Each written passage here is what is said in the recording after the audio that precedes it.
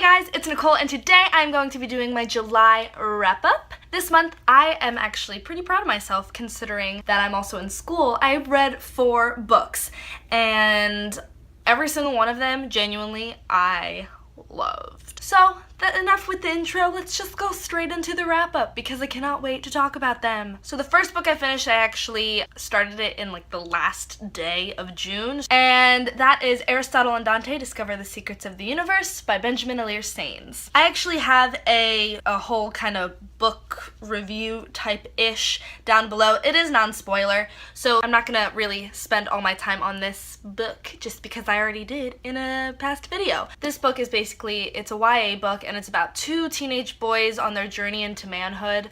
They are best friends, very similar to one another, but they're different at the same time. I remember it being an uplifting story and it really passed the time, like it didn't have to push and push to get into it. The writing was really, really good. The story was simple and relatable, and I think it's really good for any teenager. But yeah, it's a very, very good, easy read, really nice to just kind of place in between some fantasy reads if you need a break from some of the fantasy worlds, and I did give this book a 4 out of 5 stars. The next book I read this month was The Wrath and the Dawn by Renee Adhee. Lived up to the hype, guys. Let me gush about this for a second. It was so good. Some of the books that I get recommendations from, like off of YouTube, can really go either way. Sometimes it's so hyped up that when you read it, your expectations were so much higher.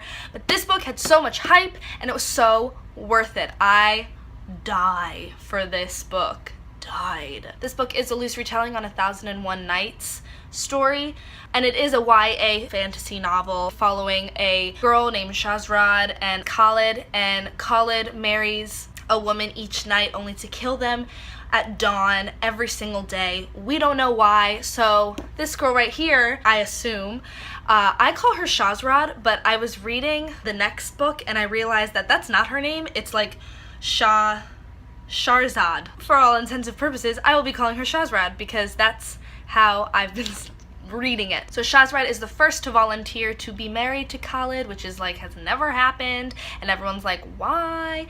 And she lives to see the next dawn, and then she lives a second day and another day, and it kind of keeps going, and you learn more about Khalid and Shahrazad, and it's just a really, really good love story, but it's also just a really, really awesome kick-ass story, if that makes sense. It's so good. I totally recommend it.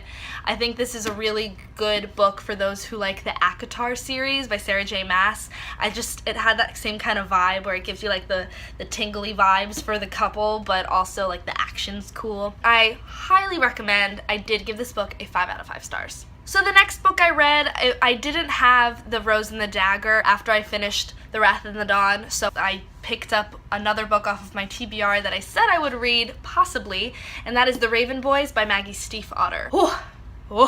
This was a good one. I didn't think I would like it just because it was that whole, oh my god, the hype situation, and it was a whole series, so it was kind of like, well, if I don't like that, then I won't like the whole series. But I was not there. I was one of the people who really, really, really liked this book. It was amazing writing. I freaking loved the characters. They were so different and complex, and I heard that as you go through the series, you just learn more about them, and just so good. This is a YA fantasy series, like not high fantasy, but some fantastical elements, and it follows a girl named Blue Sargent who has been told all her life that she will be the cause of death for her true love, or who she kisses. And throughout the book, she makes friends with a group of boys, and they are on an adventure. And that is all I will tell you, because I do not want to spoil this for anyone, because it was so good. I didn't even read The Dust Jacket, because